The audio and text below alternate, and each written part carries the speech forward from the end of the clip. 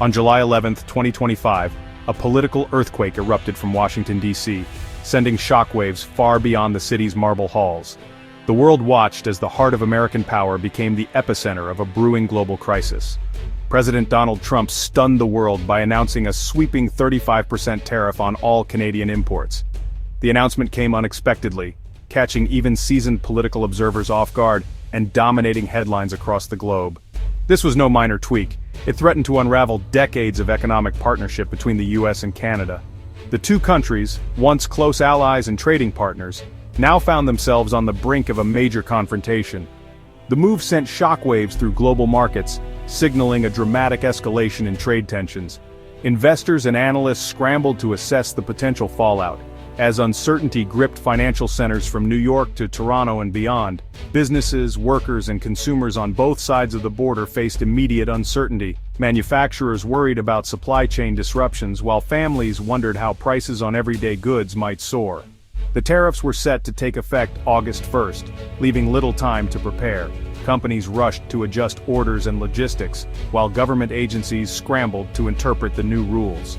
Trump warned that any Canadian retaliation could push tariffs even higher, risking a full-blown trade war. The threat of escalating measures loomed large, fueling anxiety among policymakers and the public alike. The announcement, made after markets closed, sent Dow Jones futures tumbling and stoked fears of economic disruption. Overnight, the financial world braced for a turbulent opening, with experts predicting volatility in the days ahead. Investors braced for supply chain chaos, higher costs, and slower growth. The ripple effects threatened to touch every sector, from agriculture to technology, and from small businesses to multinational corporations. The U.S.-Canada relationship, long a model of stability, now faced its greatest test in a generation. Decades of trust and cooperation were suddenly at risk as leaders on both sides weighed their next moves. The tremors from the White House were just beginning to ripple across the continent, setting the stage for a dramatic chapter in North American history, one whose outcome would shape the future for millions.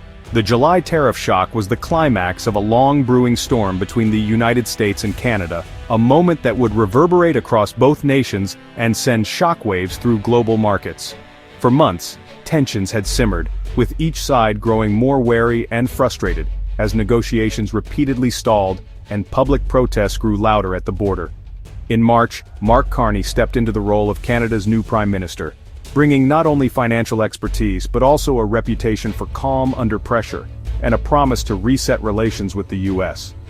But by June, the fragile goodwill was tested when Canada introduced a digital services tax aimed at multinational tech giants, most of them American, hoping to modernize its tax system and assert digital sovereignty. The Trump administration viewed this move as a direct threat to U.S. economic interests, interpreting it as a hostile act against American innovation and commerce. In response, they abruptly walked away from ongoing trade talks, leaving negotiators stunned. Hoping to prevent a full-blown crisis, Canada quickly rescinded the tax and reopened negotiations, setting a tight July 21st deadline for a new agreement, an effort to salvage trust and avoid escalation. For a brief moment, optimism returned. Diplomats on both sides worked late into the night, and business leaders dared to hope that a trade war could still be averted. But that hope was shattered when President Trump, in a surprise move, announced sweeping tariffs, igniting a new phase of confrontation and catching both allies and adversaries off guard. The decision disregarded recent diplomatic progress, undermining months of careful negotiation and pushing the already strained relationship to the very brink of collapse. Disputes over digital taxes, steel quotas, and national pride had all contributed to this moment, setting the stage for a crisis that now seemed inevitable. Suddenly, the future of North American trade was clouded by uncertainty. Markets wavered, businesses hesitated, and families on both sides of the border braced for impact. Decades of partnership and prosperity were now at risk, as both nations faced the prospect of job losses, factory closures, and a storm of economic consequences that could last for years. The path to conflict had been paved, and with every move the stakes only grew higher, leaving the world to wonder what would come next. The Trump administration justified the tariffs as a matter of national security, arguing that the economic measures were necessary to protect American interests and keep the country safe from external threats. Officials claimed that the stakes were higher than just trade, framing the issue as a critical moment for the nation's safety and prosperity. Trump linked the trade penalties to the flow of fentanyl across the US-Canada border, calling it a grave threat to American communities. He argued that the opioid crisis, fueled in part by synthetic drugs like fentanyl, was devastating families and overwhelming law enforcement agencies. He insisted that imposing tariffs would pressure Canada to crack down on drug trafficking networks and do more to stop the movement of illegal substances into the United States. The administration suggested that economic leverage could force cooperation on security issues. At the same time, Trump revived old grievances about Canada's protected dairy industry, claiming U.S. farmers were being unfairly shut out of the Canadian market. He pointed to high tariffs on American dairy products as evidence that the trade relationship was unbalanced and needed to be fixed. The administration framed the tariffs as a fight for American workers and security, saying the measures would protect jobs in key industries like steel, manufacturing, and agriculture. Supporters argued that standing up to Canada was necessary to defend American livelihoods. In a letter to Prime Minister Carney, Trump offered to reconsider the tariffs if Canada took stronger action on fentanyl. The message was clear. Economic relief was possible, but only if Canada demonstrated real progress on the drug crisis. Critics, however, questioned the logic behind these moves. They pointed out that most fentanyl actually enters the U.S. from the south, not the north, and that dairy disputes make up only a small part of the overall trade relationship. Many saw the administration's arguments as a distraction from deeper economic and political motives. For many observers, these justifications seemed like political cover for a broader America First strategy, one that prioritized domestic politics and nationalistic rhetoric over genuine solutions to complex problems. The message from Washington was unmistakable: cooperate on security and trade, or face the economic consequences. The high-stakes politics of tariffs, drugs, and dairy had become a test of both diplomacy and national resolve. Prime Minister Carney responded with resolve, vowing not to be intimidated. He challenged Trump's fentanyl claims, citing data showing minimal seizures at the northern border. Carney quickly convened Canada's premiers, presenting a united front against the tariffs. Publicly, the provinces stood together, condemning the U.S. move. Privately, divisions ran deep. Some wanted swift retaliation, others urged caution to avoid further economic harm.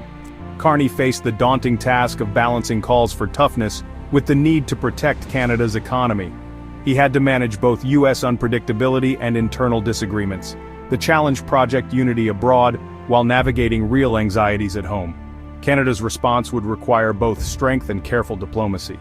The 35% tariff sent shockwaves through financial markets and boardrooms. The US and Canada trade over $400 billion in goods annually, supporting millions of jobs. The sudden disruption rattled investors. Dow futures plunged, signaling deep concern. Businesses reliant on cross-border supply chains like auto manufacturers faced soaring costs and uncertainty. Companies paused investments and hiring, unsure how to adapt. For American consumers, the tariffs meant higher prices on everything from lumber to food. Canadian industries heavily dependent on U.S. trade braced for recession. American exporters also faced pain as Canada is their largest market. The tariffs threatened jobs, profits, and economic stability on both sides. In a trade war, there are no winners, only shared losses. The economic fallout was immediate, and the long-term damage could be severe. Facing U.S. aggression, Carney crafted a strategic response centered on Canada's energy sector. Notably, Trump's tariffs left Canadian energy mostly untouched, revealing U.S. dependence. Carney seized this as leverage, accelerating plans to diversify energy exports beyond the U.S. New pipelines and terminals aimed to reach Asian and European markets, reducing vulnerability. This long-term pivot signaled to Washington that Canada had options and wouldn't be held hostage. The strategy also aimed to unite Canadians around economic security and independence. By expanding global energy ties, Canada could better withstand future trade disputes. The message: U.S. access to Canadian energy is no longer guaranteed. Carney's plan was about resilience, protecting jobs and building a stronger, more independent economy. The energy gambit gave Canada a new card to play in high-stakes negotiations. This trade war isn't just political theater, it hits home for millions. U.S. and Canadian economies are deeply intertwined. Tariffs disrupt lives, jobs, and communities. For Americans, higher prices on everyday goods are inevitable as companies pass on new costs. Canadian workers face layoffs as exports to the U.S. become less competitive. Families on both sides feel the strain. from factory towns to farm fields. The dispute also threatens personal ties, relatives, business partners, and friends across the border. Years of goodwill and cooperation are at risk. The true cost isn't just economic, it's the erosion of trust between two close allies. This conflict is about more than trade, it's about the future of a unique partnership. The stakes are personal, and the consequences will be felt far beyond the headlines. As the August 1st tariff deadline approaches, uncertainty reigns. Canada faces pressure to retaliate, risking a destructive cycle of escalation. A last-minute diplomatic breakthrough is possible. Both sides have left the door open to negotiation. Trump hints that fentanyl cooperation could be an off-ramp. Carney prefers a negotiated solution. Yet, Trump's broader global tariff push complicates any special deal for Canada. The outcome will shape not just economies, but the future of the US-Canada alliance. Both nations stand at a crossroads: conflict or compromise. The world is watching to see if old friends can avoid disaster. For millions whose livelihoods hang in the balance, the stakes couldn't be higher. The next chapter in this relationship will define North America's future.